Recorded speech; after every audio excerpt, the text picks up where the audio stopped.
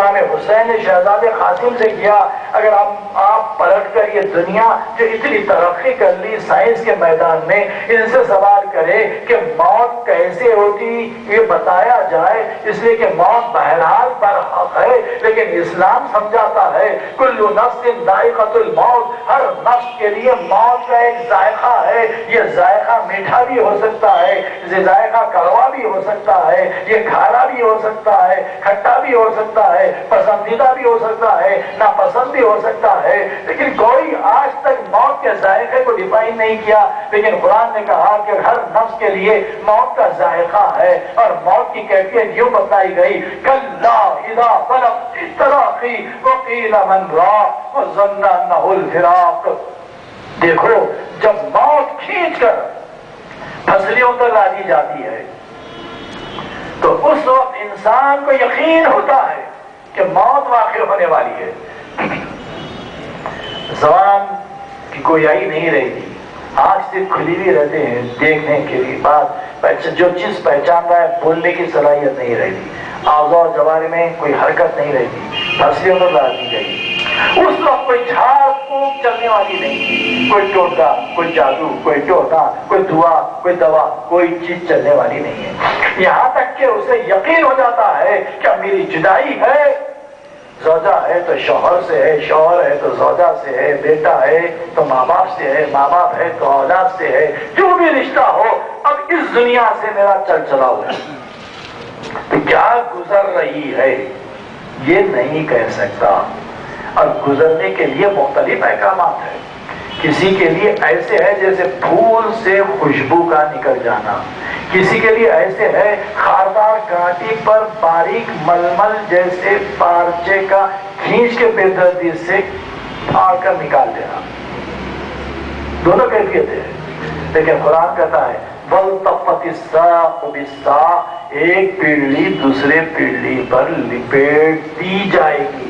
یہ کیفیت درد کی کیا ہے، یہ تکلیف درد کی کیا ہے، مرنے والا کہاں سے بیان کرے، تو قرآن کیا ہے، اگر کوئی انسان بلا اجتماعت الجن والانس علی ان یأتوا بمثل هذا القرآن لا یأتون بمثلہ، اگر تمام جن و انس مل کر ایک دوسرے کی مدد کیوں نہ کریں، قرآن کی مثل لانا چاہے تو نہیں لا سکتے، یہ قرآن کی عظمت ہے۔ شہزادے قاسم نے بھی کہا کہ چچا جان میں بھی امام کا بیٹا ہوں، امام وقت کی آغوش میں تربیت پایا ہوں، بھتیجا ہوں، میں بھی ایسا عارفانہ جواب دوں گا قیامت تک لوگ اس کی تفسیر مکمل نہیں کر سکیں گے۔ کہا کہ چچا جان میرے لیے موت شہد سے زیادہ شیریں ہے، ساری دنیا میں شہد پایا جاتا ہے، کوئی ایسا میرے علم میں نہیں ہے کوئی ملک ہو جہاں شہد کے ذائقے سے لوگ واقف نہ ہو۔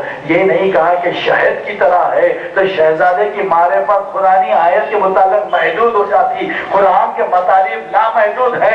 شہزادے قاسم کا جواب بھی ایسے عارفانہ ہے، قیامت تک سوچتے چلے جاؤ، لیکن میں کہوں گا اے عزاداران امام حسین، اے شہزادے قاسم کے ماتم دارو، ہر مومن کی موت شہد سے زیادہ شیریں ہوگی اگر شہزادے قاسم کی معرفت کے مطابق ہماری معرفت ہو، ان کے تعلیمات کو اختیار کرو تو بخدا کسی مومن کی موت شہد سے کم درجے کی ذائقے دار نہیں ہوگی۔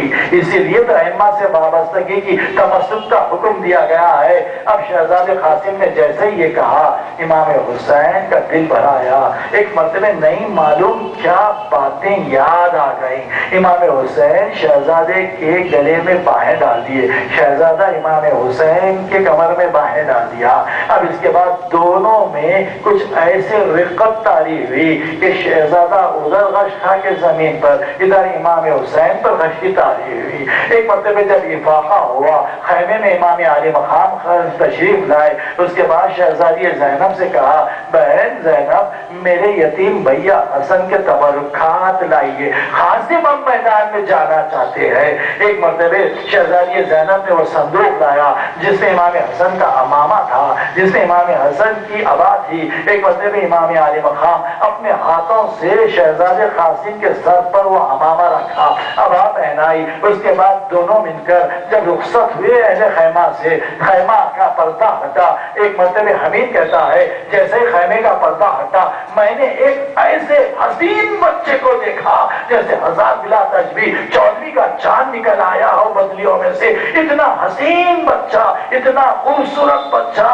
कि हमारी निगाहों ने कभी ऐसे हसीन पाकर तो बच्चे को नहीं देखा था। इमाम हुसैन की मोहब्बत थी। एक मतलब ये आगोश में लिया, शहजादे कासिम को उठाया, तवज्जो की उलमा ने, ये तो ये कि मोहब्बत का मुजाहरा था। दूसरे बच्चा 13 साल का था, अभी मूछ भी बड़ी रेशा भी बराबर नहीं आया था। वो बच्चा जब उम्र के एतबार से कद भी उसका वैसा ही था, घोड़े की तवील खामत। इमाम आली मकाम खुद आगोश में उठाए, बच्चे को सवार किया।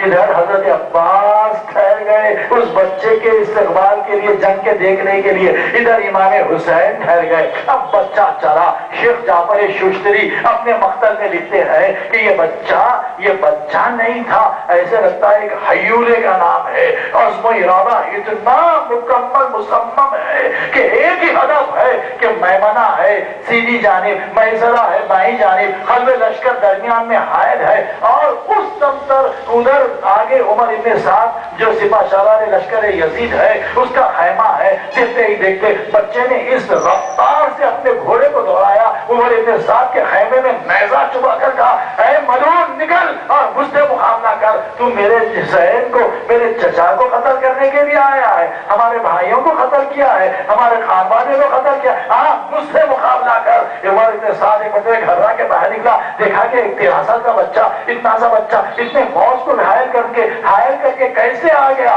कैसे पहुंच गया। पहलू में अर्ज़क़ शामी था जो 10,000 लोगों पर भारी था, उसका एक एक वजन 1-1 हज़ार लोगों पर भारी था। शेख जाफर शुश्तरी कहते हैं उमर इब्न साद ने कहा, क्या देखता क्या है, इस बच्चे की हिम्मत देखता नहीं कि वो मुझसे मुकाबला करने के लिए, तू चले जा। उसने बड़े तकब्बुराना अंदाज से कहा कि मेरी हमियत के खिलाफ है, एक छोटे से नाबालिग बच्चे के कत्ल करने के लिए मैं जाऊं, मेरा सबसे छोटा कमसिन बच्चा भी 1000 लोगों पर भारी है, उसे भेज देता हूं। अब इधर बाबुल हवाई देख रहे हैं, इमाम हुसैन देख रहे हैं, बच्चा बड़ी दूर तक निकला हुआ है, उधर का लश्कर है। उसूलों के मुताबिक जब छोटा बच्चा मुकाबले के लिए आया, शहजादे कासिम ने इस फुर्ती के साथ तलवार चलाई, तेजी के साथ, कि दोनों लश्कर की आंखें देखने से खासी रही कि कब तलवार में रद्दोबदल हुआ। देखा कि अर्ज़क़ का छोटा बच्चा खून में लौट रहा था।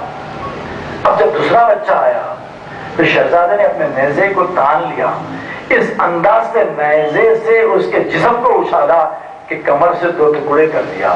अब तीसरा भाई आया, और ज्यादा खून लिया हुआ आंखों में, भाइयों को तड़पता हुआ देख रहा है। शहजादे ने महसूस किया कि उसके खोद के नीचे बड़े बाल हैं। इस तरीके से घोड़े को कहवा दिया, मोड़ा कि उसका खोद ऊपर से नीचे आया, दूसरे हाथ से बालों को उछाल के वहीं पर 2 नीम कर दिया। दोनों लश्कर की जानिब से दादो तहसीन शहजादे ने हासिल की कि अल्लाह अकबर, ये बच्चे की जंग तो देखे। 13 साल का बच्चा, 3 दिन का भूखा बच्चा, 3 दिन का प्यासा बच्चा, जिसके जिस्म में हैदर करार का खून है, जिसके जिस्म में हसन मुश्तबा का खून है, वो बच्चा ऐसा नहीं तो फिर कैसा होगा। और इसके बाद चौथा भाई भी देखते ही देखते 2 टुकड़े होकर अपने खून में लौटने लगा। अब अर्ज़क़ शामी खुद खुर्राता हुआ, गरजता हुआ बदहवासी के आलम में शहजादे के मुकाबिल में आया। एक मरतबे हजरत अब्बास देख रहे हैं, इमाम हुसैन देख रहे हैं, कहा कि आहा, मेरा कासिम 3 दिन का भूखा प्यासा है, ये बड़ा मारूफ पहलवान है जिससे बड़े बड़े सुरमा घबराते हैं। आप इस बच्चे के हक में दुआ कीजिए। शहजादे कासिम जंग के लिए आमादा हुए, कहीं पर हिरास नहीं है, कहीं पर बेइत्मीनानी नहीं है, कहीं पर खौफ नहीं है। अली का ये शेर जो अब्बास जैसे दिलावर की आगोश में तरबियत पाया, एक मर्द अपने आप को आमादा किया, देखा उसकी हालत बदहवासी की, कहा कि ऐ शकी, तू अपने बच्चों का इंतकाम लेने के